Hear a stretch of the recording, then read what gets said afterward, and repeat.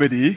Wadabate ni mami mi cɛsiri ibi minɛ ka kɛ cɛsiri tilaw olu cɛsiri jala ye ne bi tɛgɛ don mi bɔ ni sɛbɛn an ko min ma indépendant fasiriba n'o ye Musa Sayo Kamara ye Musa nin y'a ka sɛbɛn ye Musa Sayo ko a ko fɛn min ye ɲɔgɔn ye balane fɛn min ye ministre o bi laadala ɲɔgɔn ye min kɛ o ma makɔnɔ fɛn min kɔni ye colonel Asimi Goïta a ye ci bila gouvernement maa bɛɛ lajɛlen dafalen ma u kana sigi min n'a kɛra nin kɛra conseil des ministres de jamana den minnu bɛ n'olu bi politique kumaw ani jamana taafa kɔlɔsi bɛɛ lajɛlen sigira ka min jaabi kɔnɔ sɛbɛnnikɛla ko a ko nin bi kɛ waati min na o y'a sɔrɔ fɛn min y'anw ka jamana ye embargo dalen b'a ka maa ti don maa ti bɔ balo ti don balo ti bɔ nafolo kɛrɛbɛ tɛ sɛbɛnnikɛla ko a ko n'i y'a ta k'a lajɛ fɛn min ye jamana kuntigi président Asimi Goïta ka jateminɛ ani kɔlɔsili kɛ ani gouvernement maa bɛɛ lajɛlen dafalen min bɛ se k'a to jamana mako bɛ kunfilenna ni taasira minnu na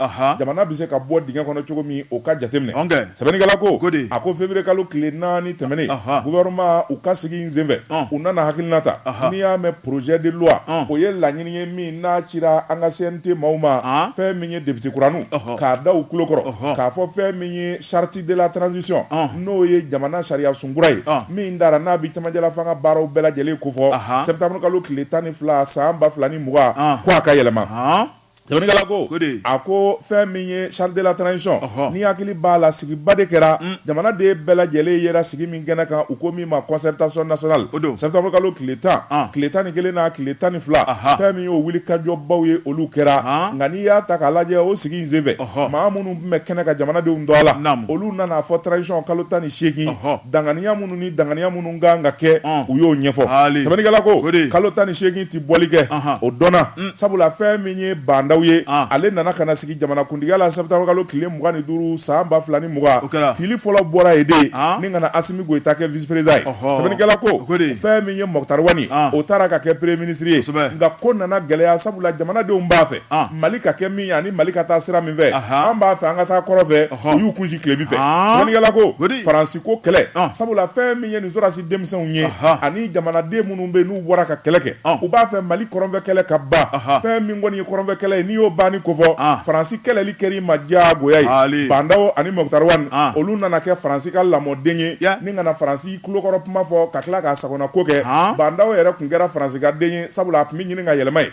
n'a taara Faransi tɔw bi si kana ale bi kunɲɔgɔn kelen kɛ wala tile 15 a tɛ segin ka na Mali la sɛbɛnnikɛla ko o nana wolo min na o dɔnnen bɛ Asimi Goïta ani sɔrɔdasi cɛŋana minnu b'a nɔfɛ mai kalo tile 24 Bandaw nana Faransi sagona gouvernement dɔ sigi colonel cɛŋana fila bɛ minnu ye 18 août fanga yɛlɛmali baaraw kɛ a taa tɛ se ka kɛ minnu kɔ fiyewu n'i b'a fɛ Mali finitigiw ka bɛn kelen ma ni ka jɛ ka cɛmancɛ fanga baara u nana o maa fila bɔ a la sɛbɛnnikɛla ko a ko colonel cɛ fila dɛnna kɛrɛfɛ o colonel cɛ fila olu de ye Irisi masurunama ye Bandaw ani Mokhtar Wani kun t'a fɛ ka Irisi ko kuma mɛn o kɛ mai kalo tile 24 Asimi n'a ka cɛdenw wuli o yɔrɔnin bɛɛ lajɛlen n'i y'a mɛn tubabukan na mi hors de leur prérogative u y'o de kɛ u bila ka kɛrɛfɛ sɛbɛnnikɛla ko a ko n'i y'a ta k'a lajɛ u bilali kɛrɛfɛ Asimi Goïta nana wuli kajɔ kɛ fɛn min kɔni ye kalikasiyɛn ye o kɛra sɛbɛnnikɛla ko an bɛ don min na ko bi fɛn min ye Asimi Goïta ye a taara ni ka bila jamana kuntigiya minɛn kɔnɔ juin kalo tile 7 san 2021 premier ministre taara a fɛ n'o ye Choguel Kokala Mayiga ye ni k'o bila gouvernement baara la sɛbɛnnikɛla ko a ko y'a sɔrɔ kalo 18 na kalo 9 bɛɛ lajɛlen kɛra kolokala ani fɛn min ye dinga dɔ la taafama dɔ jamana la sɛbɛnnikɛla ko Choguel talen ka kɛ premier ministre ye o nana hakilina dɔw ta min bi kɛ sababu ye jamana yɛrɛ bi taa sira minnu fɛ ni k'a bɛɛ lajɛlen jalatigɛ u k'o ma plan d'action gouvernemental sɛbɛnnikɛla ko transition kunnama surunyana fo ka taa fɔ k'a to ten sabula baaraba minnu daminɛlen bɛ f'olu ka dagu sɛbɛnnikɛla ko o de kama fɛn min ye kalo 9 tunguru tɔ min tora o kɔni o dɛsɛra n tɛrɛw o tuma fɛn min ye sigi min n'a kɛra février kalo tile 4 fɛn min kɔni ye gouvernement ani président nana jateminɛ kɛ fɛn min kɔni ye charte ye ale yɛrɛ de kumana koyi n'i b'a fɛ ka charte yɛlɛma ka fɛn min ye taabolo kura ye ni k'o kɛ o tuma i bi segin CNT membres de ma olu de bɛ yen jamanadenw ka maa cilen de y'olu ye hali n'a y'a sɔrɔ kalama taw ye jɛkulu de y'olu sigi ye n'olu diɲɛna n'a ye a bi komi jamanadenw diɲɛna n'a ye o tuma baara bi sɔrɔ ka kɛ transition kundala janya fɛn min ye CNT membres ye u bɛna ka na dɔ fɔ a la n'o tɛmɛna ka bɔ yen fɛn min ye gouvernement a membres fɛn min ye transition kɔnɔna na charte ko fɛn min ye maa 25 ko tɛmɛ kana ko kan an nana ye Mali ye jamana min n'a ka bon jamanaden bɛ ka caya 20 millions d'habitants ni dɔ ma fara gouvernement baara kan a bi kɛ maa kelen bi maa 10 niyɔrɔ baara kɛ a laban su bi kuila yɔrɔ dɔ sɛbɛnnikɛla ko o tuma gouvernement dayɛlɛli o ti wari dun ani wari dun juguya koyi sabula baara min bɛna kɛ u fɛ o de bi kɔlɔsi hali ni ye cɛ 100 kɛ ministre ye o ti dɔ fara wari dun kan nka maa minnu bɛ n'olu bɛna baara kɛ n'olu ma kɔlɔsi maa kelen bɛ se k'o cɛ 100 niyɔrɔ wari dun tile sɛbɛnnikɛla ko Colonel Asimi Goita ko dɔ ka bɔ jamana ka wari dunda la kɔlɔsili ka kɛ fɛn min ye jamana nafolo burujali o ka dabila yuruku ka kɛlɛ o tuma fɛn min ye gouvernement membre ye dɔ bɛna fara a kan n'o tɛmɛna ka bɔ yen fɛn min ye politique maa caman bɛ yen minnu kɔni salilen bɛ CNT sigira funteni ba de kɔnɔ ani gɛlɛya ba de kɔnɔ a y'a sɔrɔ jamanadenw ma ɲɔgɔn faamu jɛkulu caman bɛ yen minnu b'a fɛ bi k'u sen don jamana baarali la a tiɲɛ kan hɔrɔnya kan o tuma CNT kan ka dayɛlɛ o jɛkulu fana u ka se k'u ka maa don a kɔnɔ min b'a to fɛn min ye kalafili min bɛna kɛ a ka kɛ bɛɛ lajɛlen ye hakilina ye sɛbɛnnikɛla ko a ko fɛn min ye assise nationale min kɛra fɛn min ye kuma minnu fɔra o kɔnɔna na o kumaw a belebele caman bɛ yen minnu bɛna ta bala fɛn min ye nin sariya kura in kɔnɔ sɛbɛnnikɛla ko a ko n'i y'a ta k'a lajɛ Asimi Goita a ye sɛbɛn ci CNT ɲɛmaa ma n'o ye Maliki Jaw ye o tuma fɛn min ye CNT membre ye députéw tɛ nka député ladɛgɛw don u wele ka na fɛn min ye sariya kura ye u k'o ta charte de la transition a ka bayɛlɛma ni ka na ni hakilina kura ye min bɛ se k'a to transition kunnama ye min ye malidenw yɛrɛ ye min fɔ dɛ ka ɲɛsin fɛn min ye assise ma kalo 6 fɔ ka taa se san 5 ma CNT maaw ni aw y'a bila yɔrɔ min an bɛ taa n'o ye on s'en fout de CEDEAO an mago tɛ CEDEAO la nin ko la koyi kunnafoni filɛ nin ye an ye min zalo ka bɔ indépendant kɔnɔ a ka bi bɔli la Jean Soro ne bɛ n tigɛ don Azalaï Express fasiriba n'o ye Albert Maïga a ko siga tɛ min na i n'a fɔ i bɔra k'i dala sa ma n'o ye charte ka relecture ye Yadu Sedu min kɔni dagaba lamagalen bɛ fasiriba ko juma tɛmɛnen février kalo tile 4 jamanakuntigi n'o ye Colonel Asimi Goita ka taa bila ka gouvernement la u ye ɲɔgɔn ye joona ɲɔgɔn ye a bɛ tali kɛ mun kan min ye charte ye ale bɛ ban bɛn ni février kalo tile 27 ka kɔn o ɲɛ an ka yɛlɛma kuraw ta jamanadenw ka hakilina min kɛra assise nationale de la refondation Yɔrɔ jamanadenw ye fɛn minnu fɔ an k'o lajɛ joona min kan ka kɛ Mali ka siniɲɛsigi ɲuman ye min ye Mali gouvernement kura Yɔrɔ maa minnu kan ka don a la a kan ka taa ministre joli la maa jumɛn kan ka bɔ a la Yɔrɔ min ye CNT ye dɔ kan ka fara kan ni ka dayɛlɛ bɛɛ lajɛlen ye fasiriba ko min kɔni Colonel Asimi Goita sigi kɔni k'a kɛra hɛrɛ la fasiriba ko hakilina caman tara kɛnɛ kɔnɔ nka ko min bɛ fɔ nin ko in na min ye wasadenw ye n'o ye conseil ye Yɔrɔ siga kɔni tɛ min na laɲini mun bɔra gouvernement fɛ u bɛn'u sigi k'a tɛntɛn ni k'a lajɛ minnu kan ka kɛ minnu bɛ se ka kɛ jamana in kɔnɔ minnu ka ɲi jamana in ma minnu ye jamanadenw ka hakilina ye siga kɔni tɛ min na u bɛna bɛn o kan fasiriba ko a kɛbali n'u tilala de u bɛnna san min kan u b'o fɔ an ye nka a kɛbali i ni mérite u kana kɛ san 2 ye dɛ urumɛri yɛrɛ man ka fɔ nin ko la u tilala tuma min na an bɛnna nin kan a filɛ nin ye u k'a kɛ san 7 ye Mali bɛɛ n'i ka hakilina don n'i ye se kɛ dɔw yɛrɛ ye dɛ transition bɛ ban février kalo tile 27 olu n'u ka hakɛ don minnu ko o tuma olu ti Mali la yan de sɔrɔsiw bɛ ka kɛlɛ kɛ nord la Faransi bɛ ka gɛn dɔɔni o tuma olu tɛ Maliko la démocratie don bɛɛ n'i ka hakilina don Jean Seydou fasiriba ko n'o ye Albert Maïga a ko siga kɔni tɛ min na min kɔni kunnafoni dɔw bɛna sɔrɔ min ye ministre so minnu bɛ Jean Seydou n'olu kɔni jɔyɔrɔ ka dɔgɔ a ko yɛlɛma belebele de bɛna don o la min ye ministre 25 ye Jean Seydou Mali fiyɛ bonya kama a ko da de bɛna walankata maa kura caman bɛ yen minnu tun sɛlɛla ni ka funu gouvernement la Jean Seydou ko caman kɔni bɛ olu bɛna fara gouvernement kan a ko maa caman fana bɛ yen minnu dɛsɛ bɛ ka baara kɛ minnu jɔsen tɛ ka ngolofa a ko caman bɛna gɛnɛ jatigɛ de bɛ yen sisan gouvernement kɔnɔ jatigɛ maa dɔw ka na bɛna ja sisan ah non moi j'ai la liste maa dɔw ka na bɛna ja les ministres incapables là j'ai une liste kana to an ka sigi la dɛ tuma i bɛ baara kɛ Asimi kɛrɛfɛ di non mais jamanadenw an ɲɛ b'u la o ministre minnu tɛ baara la an ɲɛ b'u la o saba fɔ n ye ministre min bɛ baara la minnu tɛ baara la saba fɔ n ye bon minnu bɛ baara la minnu tɛ baara la saba fɔ n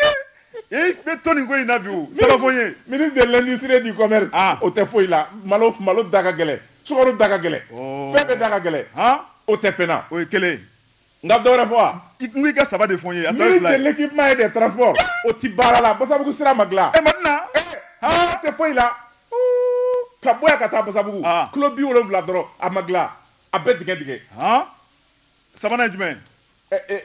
n ko i ka saba de fɔ n ye na n ka nabɔ sa koyi i bɛ nin fɔ n ye dɛ ka fila fɔ k'i bɛ dan fila la i bɛ nin fɔ n ye sabanan ye jumɛn i na mago sa koyi ministre mun tɛ baara la Joni Seydou sabanan ye jɔnni ye ministre de la communication o ti baara la aide à la presse o ma sɔrɔ o bɛ baara la o bɛ baara la wa an sigilen bɛ k'o makɔnɔ o kɔni tɛ baara la an sigilen bɛ k'o makɔnɔ dɛ nka ministre damadɔ bɛ yen y'i diya mi diya o bɛ baara la i n'a fɔ ministre de l'administration territoriale porte-parole du gouvernement o bɛ baara la o bɛ baara la Maïga ministre des affaires étrangères Abdoulaye Diop ministre de la défense et des anciens combattants Sadio a bɛ baara la ministre de la sécurité le général Daouda Ali Mohamedi a bɛ baara la ministre de l'économie et des finances ministre de l'énergie des mines et de l'eau non Seydou Lamine a bɛ baara la a bɛ baara la ko ministre tɔ bɛ bilen ministre de la santé a Jaminatu ale bɛ dɔɔnin na a bɛ dɔɔnin na a bɛ dɔɔnin na ministre e bɛ dɔwɛrɛ dɔn wa ministre banna o liste maa tɔw bɔra ne kɔnɔ gouvernement maa tɔ si ne hakili t'a si ka ministère la awɔ Joni Seydou o tuma min ye Albert Maïga a ko siga kɔni tɛ min na Joni Seydou min kɔni ye maa caman ye olu bɛna gɛnni ka wulu su la k'a jira k'a fɔ u jɔsen bɛ ngolofa min ye maa caman fana bɛ yen minnu sigilen bɛ cadre valable don Joni Seydou min ye Mali bɔ nɔgɔ la o fɛɛrɛ n'o dabali b'u bolo k'olu tɔgɔ bɛna ye gouvernement kura la parce que b'a ko min ye CNT députés ye n'olu tilal'u ka yɛlɛmali kura la n'olu ka hakilina kura n'u ka sariya kuraw ta Joni Seydou min ye o tile 2 tile 3 o tuma ko kunkan kura bɛna bɛn Mali gouvernement kunda min kɔni Dr Choguel Kokala Maïga colonel Assimi Goïta Joni Seydou wulikajɔ ni tigɛdi ɲɔgɔnmaya mun b'u bolo min ye Mali k'a kɛ malidenw sago ye ni ye lakanako ye k'o sabati min ye embargo mun b'an kan bi ka Mali jilaja ni k'a kolo girinya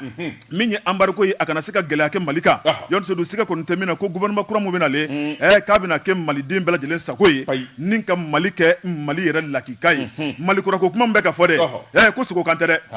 a natɔla don a daminɛna ka ban nka a tɔ de bɛna lakile kunnafoni filɛ nin ye an ye min bɔ Azala Express kɔnɔ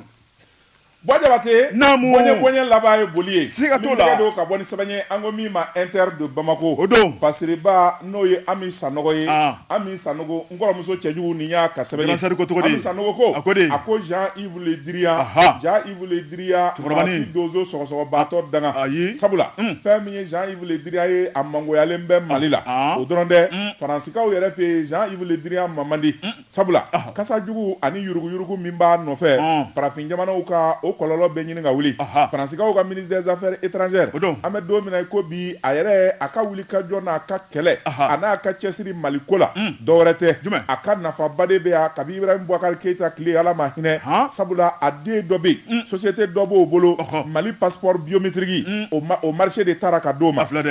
a ko Jeune Afrique ale de bɔra ni kuma in ye ni k'a bɔ ka bi 2021 kɔnɔna na fɛn min kɔni ye 2015 ko fɛn min ye Grande-Bretagne kaw olu ka société min bɛ n'o kɔni kɛlen bɛ ka wuli ka jɔ kɛ n'a sigiyɔrɔ bɛnnen bɛ Faransi ma o tɛ dɔwɛrɛ ye fɛn min ye Jean-Yves Le Drian ale denkɛ de bɛ ko in bɛɛ lajɛlen ɲɛfɛ Mali passeport biométrique kunnafoni caman y'a jira k'a fɔ fɛn min kɔni ye sɔrɔba de ye a b'o sɔrɔ o la o y'a sɔrɔ o donnama kama fɛn min ye Faransi ministre de la défense a bilalen b'o ɲɛfɛ a ko 2015 fɛn min kɔni ye sugubulo ye a nana ta ka di société in de ma ni Faransikaw ka société don a tɔgɔ de Ouverture Technologie sɛbɛnnikɛla ko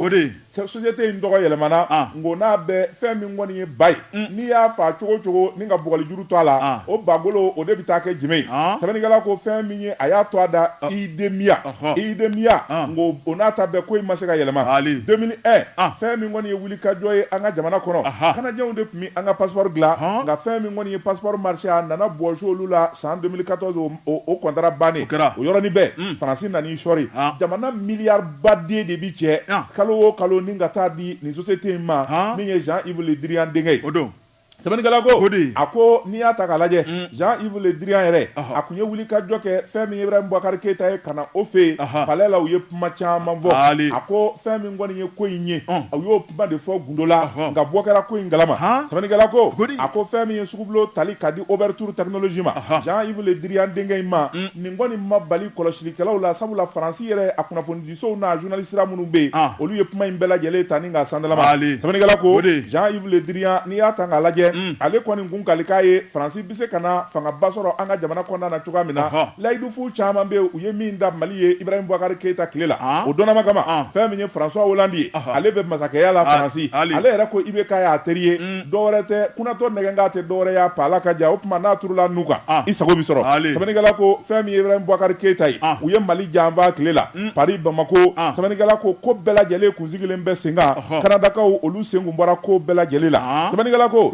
Louis de Lorimier ale kɔni y'a jira k'a fɔ fɛn min ye nin kuma in ye a kan ka salo o ye Faransikaw ka den dɔ ye min kɔni n'a sigilen bɛ Bamako ale ye kuma in sɛbɛn kɔrɔfɔ a donnama kama Sayada Samake ala ma hinɛ ale de ye ministre de la sécurité kuma kɔni donyɔrɔ n'a bɔyɔrɔ de cayara nka min jɛlen bɛ fɛn min kɔni ye société in ye ouverture technologie Faransikaw ka société do maa o maa n'i ye Maliden ye e ka visa tɛ sigi passeport kan fɔ Faransi ka dilan sɛbɛnnikɛla ko o tuma fɛn min ye bandaw tile o nana sigi wulikajɔ ani baara minnu kɛra o ma kɛ sababu ye fɛn min ye marché ye ni k'a datugu yala président kura min b'an kunna n'o ye colonel Assimi Goïta ye nin sugubulonko in a b'a kalama wa a t'a kalama ɲininkali tɔ min bɛ min kɔni sɛbɛkɔrɔ jɛlen bɛ Aminata Sanogo ani Yɔrɔ Soga fɔla o de ye k'a fɔ fɛn min ye Assimi ye n'a kɔni b'a fɛ ka Faransi ko kɛlɛ kɛ Mali ka lafiya ni k'a ka indépendance ta Faransi ka nafa bɛ yɔrɔ o yɔrɔ womisɛnnin o womisɛnnin jamanadenw bɛ min kalama o tɛ min kalama a b'a bɛɛ lajɛlen de datugu o tuma fiɲɛ bɛ tigɛ Faransi la n'a b'a fɛ k'o kɛ Jean-Yves Le Drian cɛkɔrɔba dajugu sabu jugu bakɔrɔnkuri a bɛ kuma jugu minnu fɔ an ka jamana ma o tuma a k'a fɔlɔ Jean-Yves Le Drian a ka intérêt min bɛ Mali sociétéw kɔnɔ n'o ye an ka passeport ko in ye a k'o datugu ŋɛn Wagner ko kuma min b'a da o kuma jugu in o bɛ ca da i b'a fɔ ko gɔyɔ sɛbɛnnikɛla ko a ko n'i y'a ta k'a lajɛ Faransi kɔni bɛ jɛjuguba de la an ka jamana kɔnɔ sabula fɛn min ye Sahel jamanaw ye n'o ye cɛɲɛka jamanaw ye k'u buruja k'u firi Faransi de b'a ju la n'i ye Syrie ta k'a lajɛ Faransi de ye jɛjugu wuli ye Libi kɛrɛfɛ Centrafrique b'o cogoya la nka u ɲɛsinnen min filɛ nin ye Mali ma fɛn min kɔni ye npogo kɔnɔ kelen ye an b'o dɔw la sabula cɛ min bilalen bɛ an ka kɛlɛkow ɲɛfɛ Assimi Goïta a n'a ka colonel olu kɔni tɛ siga sabula n'olu ye sira y'u farikolo fan min na u b'o tigɛ k'o fili sɛbɛnnikɛla ko an bɛ don min na ko bi Mali bɛna ja i y'a fɔ cogo min Mali kura daminɛna wa Mali kura walasa k'a sinsin Assimi Goïta n'i t'a kalama Jean-Yves Le Drian denkɛ Mali passeport bɛ dilan a fɛ marché minɛ a la conseil des ministres nata la an b'o de ɲini nin kuma in a ka na jamana in kɔnɔ an b'o de ɲini n'a m'a minɛ ne ka passeport date ban dɔ don n tɛ taa passeport dilan dɛ e bɛ taama de moi je vais à Bassabou je vais à Negela commune de Bozofala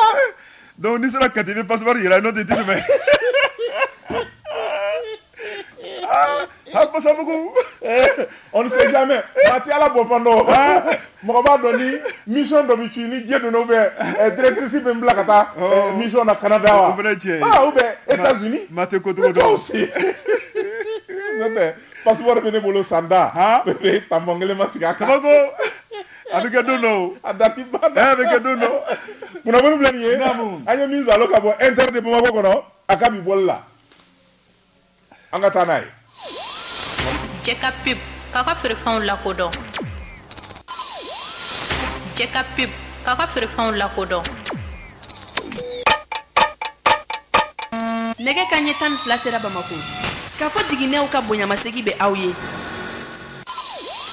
Wadabate Naamu bala cogo bɛ di jeune solo ne bɛ n tigɛ don joona joona a don nouvelle horizon fasiriba n'o ye Mahamani Touré Mahamani Touré a ko e kunnafoni dɔ b'an ka jamana in kɔnɔ ɲama jeune solo min kɛmɛ ka adamadenw kamana guwan ni k'an dabali ban n'o ye police territoriale ye jeune solo nin ko in a na kɛ wa walima nin ko in a tɛna kɛ wa a ko siga kɔni tɛ min na kuma fɔlen kɔrɔ don jeune solo an ka jamana marabaw fɛ min ye sigi k'a fɔ ba dɔ kɛra jamana in kɔnɔ jeune solo maa minnu ye marifa ta ni ka Mali buruja ni ka bamancɛ wale don an ka jamana in kɔnɔ min ye an dɛmɛbaw ye wulikajɔ kɛra san 2013 ni k'a yira k'a fɔ an ka bɛnko la min ye mugu ni kisɛ o ka bila kɛrɛfɛ Mali ye kelen a tɛ buruja Mali tɛ tigɛ ka di maa si ma maa minnu ye marifa ta u ka sabali u ka sigi k'u ka laɲini an k'a la ɲɔgɔn fɛ o laɲini ɲɔgɔn fɛ yɔrɔ min ye marifa tabaw ye u y'a laɲini min kɔni polisi territorial ye yɔrɔ u ka se ka dilan min ye jamana kɔrɔnfɛ bolo la ko a ka daminɛ n'olu ta ye min ye Mali ye a na tila ka lajɛ ji ɲɛma jɔli la n'a y'a sɔrɔ a bɛ se ka boloda Mali marabolo min na nka min ye olu ka marabolo ye a ka di olu ye u ka kɛlɛkɛcɛ kɔrɔ minnu bɛ yen a y'u ka k'o polisiw ye parce que b'a ko a ko nin hakilina mun taara san 2013 baara in Ibrahim Boubacar Keita ale kɔni y'a lajɛ k'a yira k'a fɔ min kɔni ye jamana tilali ko kuma bɛ ka fɔ nin y'a dɔɔni fɔritɔ ye fɛrɛ la yɔrɔ ne tɛna jɛn n'o ye min ye faransiskaw ye IBK wele k'a dɛsɛ min ye IBK ye a ye gɔngɔrɔ don a tulo la ni k'a kɛ i n'a fɔ a tulo t'u la min ye san 6 ye u bɛ munumunu salo bolo da u b'a da tulu la k'a da jaba la IBK ko a ko Mali ko bɛ n dusukun na k'a se kundama min ma Mali tilali a bɛ kɛ ni Ibrahim Boubacar Keita kɔfɛ n'o tɛ ne ɲɛna tɛ parce que b'a ko min ye Ibrahim Boubacar Keita ale tile banna a bɛ tiɲɛ so an bɛ don min na ko bɛ pewu boya bila diɲɛ filɛ dɛ boa b'a bila boa t'a bila ngo an sɔnna n'i y'i sigi ka diɲɛ lajɛ diɲɛ ye fufalaki de n'i y'a bɛɛ bannen pewu foyi tɛ nin kɔfɛ bilen Ala de ye film réalisateur ye fo sini jɔn sa film banni a n'a banbali a bɛ Ala de bolo a bɛɛ bɛ ɲɔgɔn kɔrɔ sigi Jean Sedou Fasiriba ko n'o ye Mahamani Touré Mahamani Touré ko maraba kura minnu bɛ yen n'o ye transition ye Jean Sedou i b'a ye k'a fɔ hakilina kura taara k'a sababu kɛ sigikafɔ min kɛra n'o de ye polisi territorial ye Jean Sedou a ko in a ka lajɛ wasaden minnu bɛ CNT kɔnɔ ka taa da olu ɲɛkɔrɔ u k'a lajɛ bi laɲini kɔnɔna la maa minnu bɛ k'an dɛmɛ n'o ye partenaires ye Jean Sedou olu kɔni y'a jira k'a fɔ tigɛnɔbila min kɛra min ye accord de paix d'Alger min kɔni ye seereya min kɛra diɲɛ bɛɛ lajɛlen ɲɛna o y'a jira k'a fɔ accord in kɔnɔ kuma a bɛ se ka kɛ Mali ɲɛmaaw bɛ ka mun de ma kɔnɔ min ye transition ɲɛmaaw ye u y'a lajɛ joona joona ni ka sɛbɛnfura in labɔ colonel Assimi Goïta a y'a labɔ joona joona ni k'a di députés ma Jean Sedou min ye buloma cɛdenw ye u k'a fɛsɛfɛsɛ k'a lajɛ n'a y'a sɔrɔ Mali ka hɛrɛ b'a la Mali ka kelenya ni Mali ka bɛn b'a kɔnɔ o tuma u k'a wote nka ni Mali ka kelenya t'a la ni Mali ka hɛrɛ t'a la ale t'u jagoya dɛ a tɛ maa si bolo tuma min ka d'a kɔ Assimi de côté Assimi côté n'u yɛrɛ ɲɛ b'a la cogo min na ŋaniya jira don sabu olu de bɛ malidenw de tɔgɔ la o tuma n'a bɛ bɛn jamana in ma o tuma u k'a vote n'a ti bɛn jamana ma u k'a bila pewu voilà Mali yɛlɛmana koyi an bɛ ɲɔgɔn ye sisan o tuma Bamanju tɛna fɔ ko Assimi m'a k'a sɛbɛn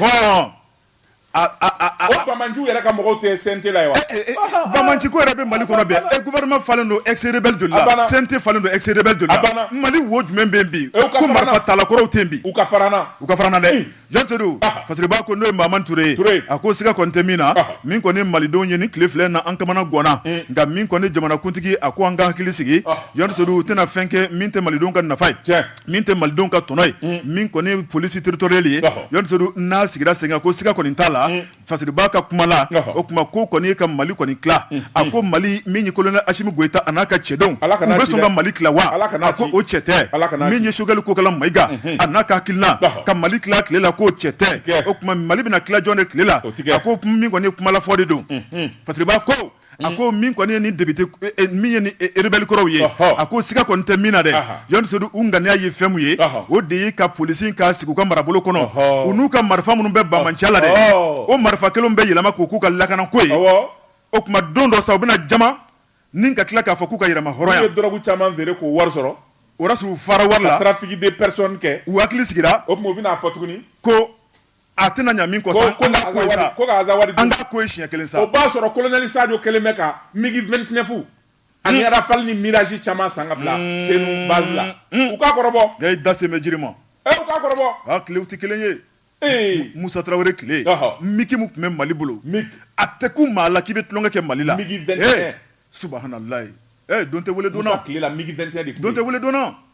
mais o ninnu kɛn bɛ ka MiG 29 de bi sira la ka na ala k'o kɛ dɔ k'a kɔrɔbɔ Jean Sedou Mahamani Touré ko a ko min ye ni polisi territorial ye Jean Sedou n'i ye jateminɛ kɛ mairie caman bɛ jamana in kɔnɔ a bɛ yen ka ban ko ye olu b'a minɛ cogo jumɛn de bolo Jean Sedou min kɔni Bamako mairiba a bɛ yen ka taa bila an ka duguba caman na a ko u bɛ ka baara minnu kɛ min ye maire ka hakilinaw don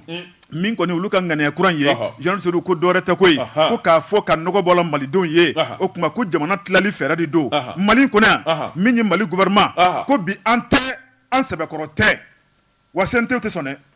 CNT cɛbaw anw y'an ka gendarmerie sɔrɔ anw mi polisi territorial in ta dɛ aw b'a ta il y a une gendarmerie maintenant à Falajɛ commune de Djiba tout près de Basabugu je t'informe élément B. Élément B. Mais mon décision est de boire. Les nouvelles gendarmeries créées là.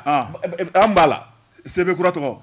Ay CB masigi folo de so be ka jodi. So joli. Ode be ka ke plan be ka ke entrepreneur fait. Aywa. Don do. O kuma ala ka ko kunche hɛrɛ la. Amina. Bamaciya mun bɛ yen. U ka bɛɛ minɛ ka bɔ yen. Ka bɛɛ fura. An bɛna sigi don dɔ ka nin da ntali la. Awɔ. Ko Mali tun envoyé don Bamaciu fɛ. Bi ala barika la. Colonel Assimi Goïta ni Choguel Kokala Maïga. U ye Mali furan ka jɛ. Passe. Ala ko don yira na. Passe. Nouvelle horizon. An ye ni sɔrɔ a kɔnɔ Mamadi Touré ale ka sɛbɛnni. An bɛna an denw tɔgɔ da Assimi na ni Choguel la. Nka défaut ye min ye. O ma daminɛ ka ban de. Défaut ye min ye. Assimi tɔgɔma min bɛ jamana in kɔnɔ bi kuntigi b'o ban. U k'u ka sumaya sa. Assimi ma dege wari bɔ la fɔlɔ. Wari de ti sɔrɔ. A tigɛ jalen don. A tigɛ bɛ karatatata. président dɔ ni tɔgɔma kɔni dara yɔrɔ min. Ka to ka million 1 ni million 5 filifili ye fɛ. Nka a baara ta i tɔgɔ dɔn dɛ. Ni fɔlɔ jara a bɛ caya dɛ. Ni enveloppe bilala ka taa di tɔgɔma fɔlɔ ma. Bɛɛ b'a fɔ i jɔ dɛ n ka fantanya banna. Bɛɛ bɛ taa da. An fana ka Assimi tɔgɔ da. Enveloppe bɛ na an fana ka du kɔnɔ. Musomanw b'a tɔgɔ da. O yɔrɔ la a jo don dɛ. Dɔw bɛ sɔn ka musomanw tɔgɔ da Assimi. A jo don. Tɔgɔ in a bɛ ɲɛ cɛ la a bɛ ɲɛ muso la. Assimi a bɛ ɲɛ fila bɛɛ la. Assimi muso. I tigɛ don. Ne bɛ n tɛgɛ don. Ne kɔni sɛbɛn ye an ko min ma indépendant. Fasiriba n'o ye Musa Bilali Sidibe nin y'a ka sɛbɛn ye. Musa ko kuma bɛɛ lajɛlen bi fɔ buna hadamaden kɔ f'i dabɔ n ka kuma na. A ko fɛn min ye sigi min n'a taara kɛ Bamaji kɔrɔ minnu ni dabɔr'u ka kuma na u ni jamana ni ɲɔgɔn cɛ. Sɛbɛnnikɛla ko a fasaɲana nka fɛn min ye Mali ye a tora an da la. Colonel Assimi Goïta a ye yamaruya di ministre min ma k'a fɔ ka taa Mali jɔyɔrɔ fa o ye colonel major Ismaël Wagi. O don. Sɛbɛnnikɛla ko a ko n'i y'a ta k'a lajɛ fɛn min ye Itali jamana o de y'a laɲini Bamaji minnu bɛ Mali jamana kɔnɔ CEMA o tɛ MAA ani MNLA ye ani AICIA jɛkulu wɛrɛw bɛ u nana ka n'o sigi u ko min ma cadre stratégique permanent CSP sɛbɛnnikɛla ko o jɛkulu in kɔni sigira Mali yɛrɛ a gouvernement u ma bɔ a sigili kalama Itali ko o tuma ale b'a ɲini Mali fɛ a ka fɛɛrɛ kɛ o jɛkulu in bɛ se ka dɛmɛ cogo min bɛ se ka to kɛlɛ ka ban pewu bɛɛ ka na fɛn min kɔni ye ɲɛtaa ni yiriwa o ka don jamana kɔrɔyan fan fɛ colonel major Ismaël Wage ko nin bɛ se ka kɛ cogo jumɛn na aw bɛ ka jamana jumɛn denw dɛmɛ a y'a fɔ an ye aw bɛ ka maa minnu dɛmɛ jamana jumɛn denw don fɛn min ye Italikaw ye u ko fɛn min ye Malidenw don o tuma ni Malidenw don ne de ye Mali ka représentant ye Assimi Goïta ye ne de bila yan ni cɛ o cɛ ye den ye n'i ye sɛbɛn tigɛ nɔ bila Mali tɔgɔ la n bɛ tasuma da i la ajo ale colonel d'aviation ajo Wage c'est un aviateur n'a donna MI kɔnɔ a bɛ tasuma wuli sɛbɛnnikɛla ko o kuma fɔ fɛn min kɔni ye Bamajiw ye olu kɔni y'a jira k'a fɔ colonel Ismaël Wage a t'a fɛ anw k'an da sɔrɔ a bɛ ka Maliden dɔw fisaya ni dɔw ye anw b'an ka ko kɛ bi an b'a kɛ sini Ismaël Wage ko Italikaw ma n'aw ye den ye a y'a tɛgɛ nɔ bila n bɛ min da aw kan aw bɛ n'o dɔn sɛbɛnnikɛla ko a ko fɛn min ye Itali jamana ye u siranna ambassadeur bi taa u bi segin fɛn min kɔni ye kɔrɔfɔ ye u nana ta ka da ɲɔgɔn kan fɛn min ye kangari gɛlɛ ye Choguel y'o gosi n ka ministre Ismaël Wage ye min fɔ n'an ma tugu o kɔ ani ne bɛ ɲɔgɔn na dɛ n'aw ma tugu o kɔ fɛn min ye colonel Assimi Goïta ye n'a ye nin mɛn n'a a tulo fɛnɛna nin na a ye min kɛ faransi ambassadeur la a b'o k'aw la dɛ a b'aw fɛnɛ kɛ sɛbɛnnikɛla ko kuma fɔlen fɛn min kɔni ye Italikaw ye u siranna u labanna ka taa fɔ Bamaji ninnu ye la nin ko in ɲɛ ye min ye gouvernement sen tɛ nin ko in na o tuma an k'aw ka jɛkulu in ji ni gouvernement sen donna a la waati min anw bɛ nafoloba de ta ka d'aw ma min bɛ se ka to a k'aw yɛrɛ dɛmɛ sɛbɛnnikɛla ko fɛn min kɔni ye wuli ka jɔ ye u nan'o kɛ fɛn min ye colonel Ismaël Wage ni ka ci bila ma i ye laɲini fɛn o fɛn kɛ k'a fɔ fɛn min kɔni ye nin jɛkulu in n'a bi sigi Mali yɛrɛ o gouvernement de b'a ɲɛmaaya ta kelen maa minnu bi don a la bɛɛ lajɛlen de bi don a la minnu ye sema ye minnu tɛ sema ye hali donso minnu bɛ yen n'olu bi mugu ci bɛɛ bi don a la nafolo ti tɔ tɛ yan bɛɛ bi don a la wariko de b'a la a filɛ dɛ bɛɛ bi don a la o ye kelen ye n'a bi sigi a bi jɛkulu kɔrɔlen bi ci k'a dakolonji k'a filenkolonji Mali yɛrɛ de b'a sigi wa kuma o kuma bɛ yen n'o ye sécurité ko ye défense nafolo ko diplomasi ani ɲɛtaa ko o bɛɛ lajɛlen Mali gouvernement de b'o décider ni Mali gouvernement sago tɛ jɛkulu o jɛkulu la o tɛ sigi Mali territoire kan sɛbɛnnikɛla ko ONG in a tɔ de Arapacis u nana ye o de ye taabolo ɲuman ye o tuma u nana segin ka na Assimi Goïta ma ani Choguel ma fɛn min ye Ismaël Wage a ye yamaruya di o tuma fɛn min kɔni ye avion ye n bɛ se k'a ta nin k'a kan an bɛ taa bɛnkan in tigɛ sɛbɛnnikɛla ko fɛn min ye Ismaël Wage a taara taa Italie u taalen Italie ko sɛbɛnfura bɛ min u nana sɛbɛnfura d'a kɔrɔ u y'a kalan ka taa k'a kalan ka segin fɛn o fɛn min ka di Mali ye n'o b'a la a ko nin ka ɲi fɛn o fɛn min b'a la n'o man di Mali ye a ye bigi urgence kɛ k'o ngaani a ye segin ni yɔrɔ in kan a k'a sɛbɛn ka ɲɛ a k'a kɛ n kɔnɔ ye n'o tɛ n t'a signé dɛ sɛbɛnnikɛla ko bɛnkan nana kɛ min ye jɛkulu kɔrɔlen min bɛ o bi ci fɛn min kɔni ye Mali gouvernement ye o bi jɛkulu kura sigi o tuma italien bi sɔrɔ ka nafolo di Mali gouvernement ma a bi sɔrɔ k'a kɛ ka Bamanjuw dɛmɛ marifa bi bila sɛbɛnnikɛla ko a ko ko in kɔni tɛmɛna nin cogo in na fɛn min ye Ismaël Wage dɔgɔkun furancɛ in na a yɛrɛ ye kunnafoni di baro kɛ ka ko bɛɛ lajɛlen ɲɛfɔ a ko an bɛ don min na ko bi fɛn min ye Bamanjuw ye u yɛrɛ diminen kun k'olu ti Ismaël Wage reconnu tuguni k'u t'a fɛ a ka kɛ ministre ye k'u b'a gɛn ka bɔ yen Asimi ko fa b'aw la aw de y'a bila ye wa aw de y'a bila ye aw de ye Wage bila ye n'a y'a bila a b'o fɔ an ye Wage c'est un bon militaire cadre intègre a b'o fɔ an ye aw b'a baw la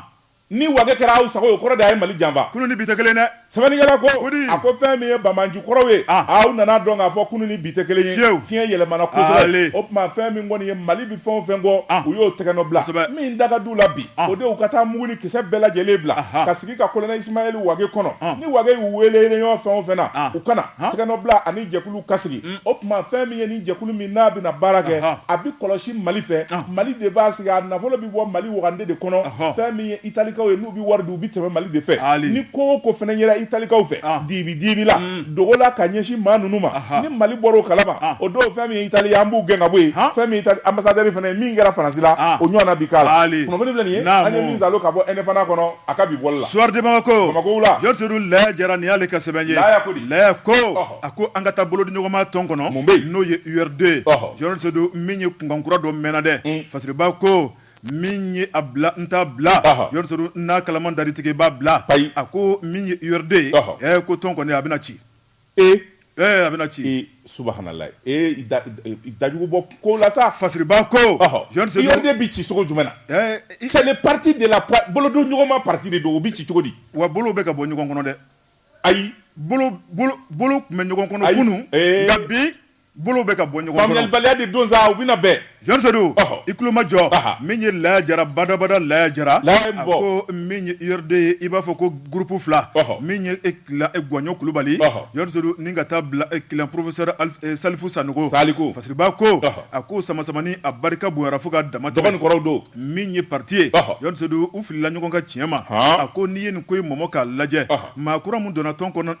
e ko de ma kɛ sababu ye ne ka na ni bɛnbaliya ye de ye Georges Seydou min kɔni ye Soumaïla Cissé ko n'a tun bɛ balo la bi ni kun tɛ kɛ tɔn kɔnɔ koyi Fasiriba ko a ko min ye janvier kalo tile 16 ye min ye Gwaɲɔ Kulubali ale n'a jɛɲɔgɔn u taara bureau kura min sigi Georges Seydou i b'a ye k'a fɔ o bureau kura sigi o de nana ni gɛlɛya belebeleba ye sabu min ye URD sanyɛlɛma foli min bɛ ta ka kunnafonidilaw sɛgɛrɛ k'a ka ŋaniya bolodaliw fɔ min y'o senfɛ professeur Salifu Sanogo y'a jira k'a fɔ min kɔni URD ye k'u bɛna wuli ka jɔ kɛ maa minnu kɔni y'u fara ka b'u la ni ka taa bureau sigi Georges Seydou k'o tɛ URD tɔndenw ye koyi o tɛ URD ka hakilina ye wa ko URD ka tɔndenw yɛrɛ u ka bureau politique yɛrɛ k'u bɛna sariya dɔ ta u bɛna sariya ta Georges Seydou a y'a fɔ a y'a kɛ o sariya in a taara ka ban min kɔni ye professeur Salifu Sanogo ye a n'a jɛɲɔgɔnw Georges Seydou u ye maa 11 de gɛn ka bɔ tɔn kɔnɔ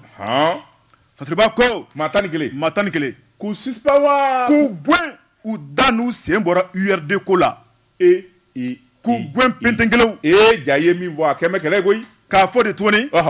a ye na an ka yafa an ka bɛn an ko la ko kuma t'a la dɛ nin y'aw gɔnnen de ye tɔn ka ca ko a ye taa yɔrɔ wɛrɛ Fasiriba ko Georges Seydou i tulo kɛrɛbɔ sigi maa minnu gɛnna maa fɔlɔ Mamadu Igor Jara a gɛnna dɛ a gɛnna pewu e ye bɛɛ kɛ Georges Seydou min tugunu o de ye yɛlɛmanikaw ka député Mamadu Awa Gassama u y'a gɛn k'a tɔgɔ ni a da kana mɛn URD ko la nin y'a bannen ye fo sini jɔn kɛnɛ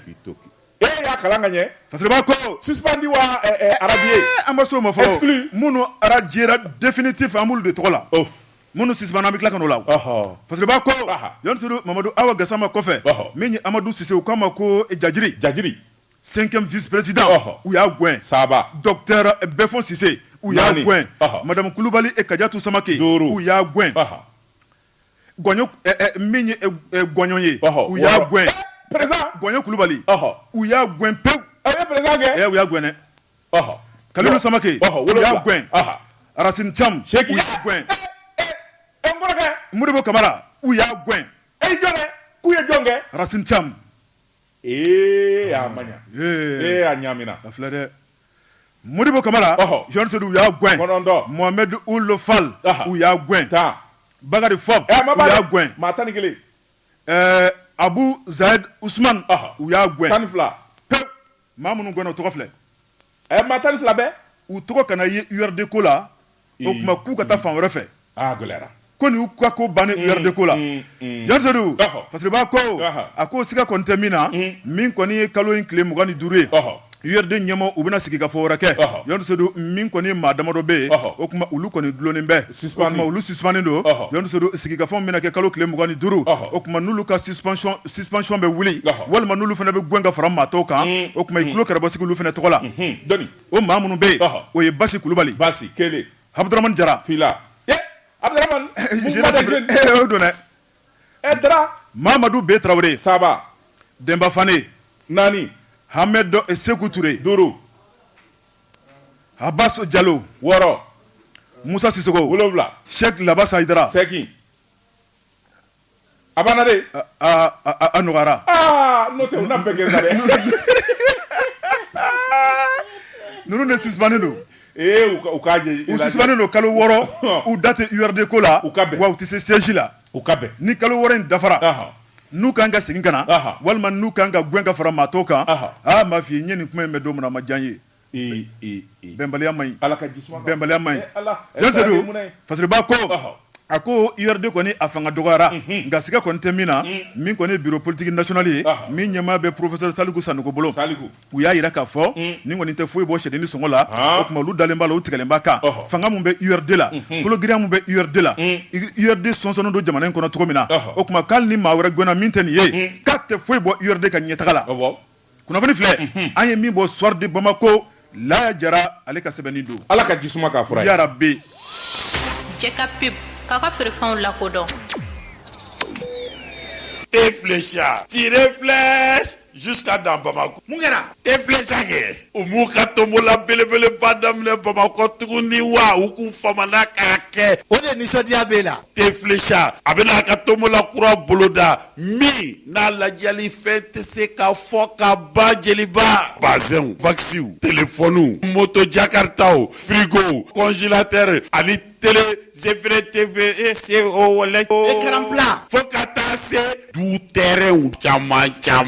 o tuma foroko lankolon bɛ anw minnu bolo k'a falen n'anw b'a fɛ k'a falen an bɛ taa n'a ye i bɛ se ka taa n'a ye dabanani na radio Jɛkafɔ radio Ɲɛta radio Nasirawule radio Liberté radio Oxygène aw ka kan k'a hakili to février kalo tile fɔlɔ ka taa se octobre kalo tile 22 ma san 2022 a bɛ kɛ place cinquantenaire la Bamari bɛ kɛ yɔrɔ min na Bada fan fɛ o la an b'a fɔ côté flécha tirez flèche place c'est de Bada jusqu'à Dabakor.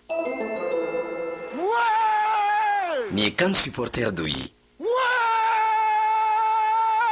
ni ale ye kan supporter ye min bɛ k'a lajɛ ni Canal Plus ye i b'a fɔ k'u ka fɛn filɛta tɛ kelen ye Canal Plus dɔrɔn de bɛ se k'aw bila kan cɛ ma a ye kan Total Énergie Cameroun 2021 dafali lajɛ ka matchiw n'a dogodogoniw cogo bɛ di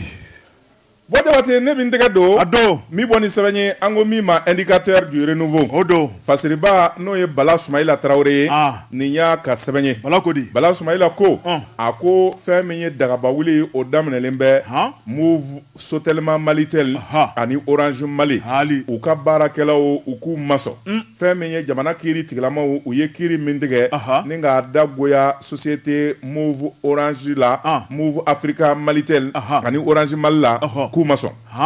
sɛbɛnnikɛla ko Sotelma Malitel ani Orange Mali fɛn min ye jɛkulu dɔ bɛ yen u ko min ma réseau malien des consommateurs de télécommunication REMACOTEM olu de y'a laɲini jamana sariyatigiw fɛ u ka nin cakɛda fila ɲangi u ɲangi na fɛn min ye cour suprême yɛrɛ de fɛ koyi sabula fɛn min ye cour d'appel ale de y'u ɲangi cour d'appel ye nin société fila ɲangi Sotelma Malitel ani Orange Mali k'a fɔ fɛn min ye u kelen kelen fɛn min ye Malitel ye sefa wari miliyari 50 ani 6 ani miliyɔn 548 k'u k'o sara consommateur ye Orange sefa wari miliyari 100 ani miliyari 15 ani miliyɔn 380 kɔ k'u k'o sara a fila a bɛ t'i jɔ sɛbɛn wari miliyari 170 na kabako 170 milliards de francs CFA sɛbɛnnikɛla ko a ko fɛn min ye société fila in ye o condamné na tuguni k'a fɔ dommage intérêt miliyari 1 miliyɔn 500 k'u k'o fɛnɛ sara consommateur ye sɛbɛnnikɛla ko n'i y'a bɛɛ fara ɲɔgɔn kan a bɛ t'i jɔ miliyari 100 ani miliyari 70 n'a kunkanfɛ a ko an bɛ don minɛ ko bi fɛn min ye baarakɛlaw ye n'o ye syndicat ye u y'a jira k'a fɔ nin sariya kisɛ in nin giri min tigɛra n'i ye nin waleya orange ka dɔrɔn cakɛda yɛrɛ de bi bi o tuma olu baarakɛlaw bɛ taa chômage la Dawuda Tarawele ale ye fɛn min ye syndicat ka porte-parole ye a ye kuma ta a y'a jira k'a fɔ fɛn min ye sariya kisɛ minnu bɛ yen n'olu bɛ tali kɛ autorité malienne de régulation des télécommunications olu ka hakilina olu ye hakilina ni danganiya minnu bɔ ka bin sariyatigiw kun kan k'o jateminɛ ni ka baara kɛ n'o ye k'o ma kɔlɔsi o kɔlɔsili baliya o de bɛna kɛ sababu ye fɛn min ye ko caman ye ni k'o don fili la o tuma olu bɛ min laɲini jamana faamaw fɛ fɛn min ye nin sariya kisɛ in ye u ka segin a kɔ dɛ sariya in kɔni a tɛ se ka appliquer n'a appliquera k'a fɔ orange ani Sotelema Malitel ka nin sara maa caman bɛ olu ka baara bi olu bɛ min ɲini o de ye k'a fɔ ko in ka ɲɛɲini ni hakilisigi ye sabula n'i ma ɲɛɲini ni hakilisigi ye a bɛ se ka kɛ sababu ye maa caman bɛ yen n'o ye denbayatigi caman ye olu bɛ taa chômage la an bɛ ala deli o la kunnafoni bɛ yen an ye min salo ka bɔ indicateur du renouveau kɔnɔ a ka bi bɔli la Jean Seydou ne bɛ n tigɛ don la preuve Fasiriba n'o ye Umaru Konate Jean Seydou an ka taa masigi min ye entreprise Yusufu Ayidara Jean Seydou a ye a deliko la ma min ye ɲumanya baara ye Fasiriba ko n'i ye Joyila région lajɛ Jean Seydou min ye Joyila ka den n'o ye masigika ye kɛrɛnkɛrɛnnenya la entreprise Yusufu Ayidara Jean Seydou i b'a ye k'a fɔ a sigilen bɛ hinɛ ni makari min ye ɲɔgɔn dɛmɛ ni ka tila ka taa bila dugu o dilanni yɛrɛ la Fasiriba ko a ko n'i y'a lajɛ a ka wulikajɔ bɛ tali kɛ fɛn caman kan i n'a fɔ sojɔ i n'a fɔ siraba dilan Jean Seydou min ye dɛmɛ ni dɛmɛ ye k'o ta ni ka dugudenw sɛgɛrɛ a ko o min kɛra kuncilito ban Fasiriba ko a ko n'i y'a lajɛ a bɛ baara kɛ sanubɔyɔrɔ fana la Jean Seydou a bɛ nafa ni tɔnɔ min sɔrɔ yen min ye k'o tila ani balimaw ni ɲɔgɔn cɛ a ko kɔrɔmasuru ye mun ye min ye masigi commune i b'a ye k'a fɔ a ye lajɛli ta waati labanw na ni ka dɔw sɛgɛrɛ k'a daminɛ min ye Nanji la ka taa bila Sanso Jean Seydou a ye dɛmɛ ta ni k'olu sɛgɛrɛ Fasiriba ko a bɛ kɔfilɛ kɔfilɛ kɛ a bɛ jateminɛ kɛ sigidalamɔgɔw mago bɛ fɛn minnu na Jean Seydou a bɛ wulikajɔ kɛ ni k'a ɲɛsin o ma Fasiriba ko a ka dɛmɛ tɛmɛn'o la i b'a ye k'a fɔ min kɔni ye CFA wari miliyɔn 25 ye Jean Seydou a y'o ta k'o don sira dɔ la kilomètre 40 bɔɲɔgɔnko k'a daminɛ masigi ni ka taa bila Ngolobugu la Fasiriba ko miliyɔn 25 maa kelen ko bɔ a jufa kɔnɔ ni k'o don faso kunkanko la a ko o ye fasoden ɲumanya baara ye Fasiriba ko o dɔrɔn tɛ min ye wulikajɔ ye k'a don kɛnɛya siraw fɛ a k'o fana dagosi ka bon kosɛbɛ min ye denmisɛnninakaw ye Jean Seydou u ninkanfɛn min kɔni ntolanci yɔrɔ ni ka tila ka taa bila appareil de sonorisation na Jean Seydou a y'i wasa dɔ la ni k'o di denmisɛnw ma k'a daminɛ masigi ni ka taa bila fiyɛfiyɛ kɔnɔnaw la Fasiriba ko cɛkɔrɔbaw musow ka taa bila denmisɛnw na bɛɛ lajɛlen damata bɛ ka sɔrɔ a ka ɲumanya kɔnɔna la Fasiriba ko a ko a ye wulikajɔ kɛrɛnkɛrɛnnen mun kɛ min ye CFA wari miliyɔn 3 ani 90 ani ɲari Jean Seydou a y'o ta ni k'o don minɛnw na k'o di masigi ale CESCOM ma n'o ye matila 20 Jean Seydou o kuntala bɛ t'i jɔ 100 ani ɲari la Fasiriba ko o fana ma tɛmɛ ka bɔ yen min kɔni ye wulikajɔ ye a y'o ta ni ka denmisɛnninakaw sɛgɛrɛ appareil de sonorisation o bɛ t'i jɔ miliyɔn 1 bɔɲɔgɔnko la min ye tribune ye k'o fara o kan a ko Nanji la Jean Seydou a ye wulikajɔ kɛ k'a ɲɛsin ye kɛnɛyaso fana ma matila 10 bɔɲɔgɔnko o fana ma tɛmɛ ka bɔ yen min ye bana nantu a ye wulikajɔ kɛ k'a ɲɛsin ye kɛnɛyaso ma o fana bɛ t'i jɔ matila 10 na Fasiriba ko a ko min ye Sanso kɛnɛyasoba ye Jean Seydou a ye matila caman ta ni k'a d'olu fana ma a ko n'o bɛ t'i jɔ matila 20 bɔɲɔgɔnko la a ko a tɛ pan dugu kunna k'a ka dɔgɔ bɛɛ lajɛlen hakilina b'a kɔnɔna la Jean Seydou min kɔni wulikajɔ ye a entreprise Yusufu Ayidara ale kɔni y'a jira k'a fɔ a digera fɛn mun na min ye cɛkɔrɔba ye hakilina mun d'a ma n'o ye ɲumanya ye n'o ye hinɛ ye n'a ye dɔrɔmɛ 2 sɔrɔ a ka diɲɛnatigɛ kɔnɔna la a k'a tila a n'a balimaw cɛ o de tun b'a kɔnɔ i b'a fɔ ko kilisi Fasiriba ko Jean Seydou bolodɔngɔni kelen tɛ bɛlɛ ta Yusufu Ayidara fɛnɛ kɛlen bɛ ka wakili ta ka da maa min kan n'o de kɔni y'a jigi belebeleba ye n'o de bɛ wulikajɔw kɛ o de don o de bɛ wulikajɔw boloda Jean Seydou o de tɔgɔ ko Dirisa Kulubali u k'a ma ko Nura Jean Seydou ale de bɛ wuli su fara tile kan min ye nin wulikajɔ baara ɲumanyaw kɔnɔna la ale de b'a bɛɛ lajɛlen boliboli kɛ Fasiriba ko a ko min ye bɛn ni kelenya mun bɛ ni cɛ fila ni ɲɔgɔn cɛ a ko masigikaw b'u jaabi dɛ Joyila région kɔnɔ maa caman bɛ ka ɲɛbɔ yen fɛ bi koyi baɲumankɛ don ala ni entreprise Yusuf Ayidara fɛ muso in ɲɔgɔnna tɛ wa Kayi Za Fatumata Ɲan dit Batuli Fatumata Batuli Ɲan ɲumankɛlaw bɛ dugu in kɔnɔ koyi muso in ka ɲi dɛ ala k'u caya ɲumankɛlaw bɛ dugu in kɔnɔ dɛ Fatumata Ɲan a bolo labilalen don a ka teli a sara b'a la a dawula b'a la a ɲumanya b'a la a se b'a la a dɔnniya b'a la a bɔkolo b'a la a danbe b'a la kuma foyi t'o kɔfɛ bilen wa Fatumata Ɲani ka teli cogo min na dɛ a ka teli Yusuf Ayidara fana ka teli Fatumata Ɲani Yusuf ka teli Ayidara Yusuf bɛ min kunnafoni filɛ nin ye datugu dɛ kɛnɛ datugu sɛbɛn datugura ko Yusuf bɛ min sɛbɛn datugura y'a sɔrɔ numéro kalash mais il faut donner mon numéro à Yusuf tu me donnes son numéro n bɛ nin den de don an bɛ nin den o bɛ nin den ayi non rectificatif an bɛ nin den don i bolo don c'est e cousin e den bɛ de don wa n bɛ nin den don e ne bɛ de don wa wa e bɛnkɛ don i bolo don Yusuf mon oncle Ayidara ok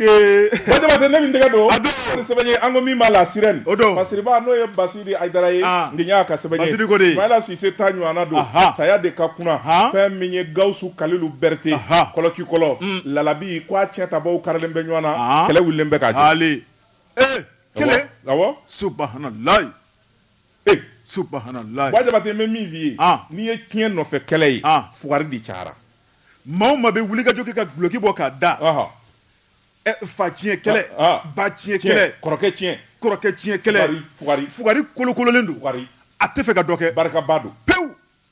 sɛbɛnnikɛla ko a ko di a ko bɛɛ tile tɛ ayi Gawusu Kalilu Berete a tiɲɛdabaw ni ɲɔgɔn cɛ fɛn min ye kunnafoni di ye conférence de presse yɛrɛ de kɛra koyi fɛn o fɛn kɔni mana taa bila kunnafonidilaw ɲɛkɔrɔ fɛrɛba ka o kɔni o y'o kɛlen suguba ye sɛbɛnnikɛla ko a ko fɛn min ye Lalabi a masurunama dɔ bɛ yen n'o ye Ali Bubakari Ayidara ye ale yɛrɛ de ye kunnafoni di in kɛ sibiri don février kalo tile 5 san 2022 sɛbɛnnikɛla ko Gawusu Kalilu Berete ala ka hinɛ fɛn min kɔni ye nin dɔnnitigi ni jiritigi ye banaba kun don ala kɔni y'i wasa don a la Gawusu Kalilu Berete a fatuli ka se sisan ma fɛn min kɔni ye a tiɲɛtabaw ye u ma se ka bɛn fiyewu Ali Bubakari Ayidara ka fɔla fɛn min kɔni ye Lalabi ye a ka denmisɛnnin minnu bɛ n'o ye Lalabi Muhamɛd Abu ani Fuseni olu de ko olu de bɛ Lalabi cɛ ta fɛn min ye kalanbulon olu de ta don sabula karamɔgɔ san'a ka somasegin k'a ye jɔyɔrɔ ni barika a y'o bɛɛ lajɛlen d'olu ma ni ka baara la tɛmɛ olu ma sɛbɛnnikɛla ko fan dɔ in fɛ fɛn min ye Lalabi a baden kɔrɔkɛ dɔ bɛ yen ani min ye sin kelen min dɛ ko Kasim Kalilu Berete Lalabi Kasim Lalabi a ko n'i y'a ta k'a lajɛ o ni fɛn min ye kalanden minnu bɛ ani Lalabi minnu bɛ n'olu y'a denw ye olu de bɛ ɲɔgɔn na sɛbɛnnikɛla ko fɛn min ye Lalabi a baden dɔgɔnin yɛrɛ de ye o fana ye koyi samasamali de bɛ nin kan fila ni ɲɔgɔn cɛ bɛɛ lajɛlen b'u ta fɔ ɲɔgɔn ma sɛbɛnnikɛla ko a ko n'i y'a ta k'a lajɛ fɛn min ye Abu ani fɛn min ye Mohamɛd olu masurunabaw ni Fuseni n'olu ye Lalabi dɛgɔkɛ ye Kasimu n'olu y'o jalaki Kasimu fana b'olu jalaki u nana ko in sama u ni ɲɔgɔn cɛ f'a yɛrɛ nani kuma nani yɛrɛ sɔrɔ bɔlɔlɔ sanfɛla na video manu n'o ye dɔ minɛ ka dɔ fɔ dɔ ma olu bɛɛ lajɛlen nan'u da don ko in na ni ka kuma in da ni ka sandalama hali gindo minnu bɛ sokɔnɔna na ani kumamisɛn minnu bɛ da donna nin bɛɛ lajɛlen la a bɛɛ nana kɛ kɛnɛma kuma ye sɛbɛnnikɛla ko a ko an bɛ don minɛ ko bi Sidiki Berete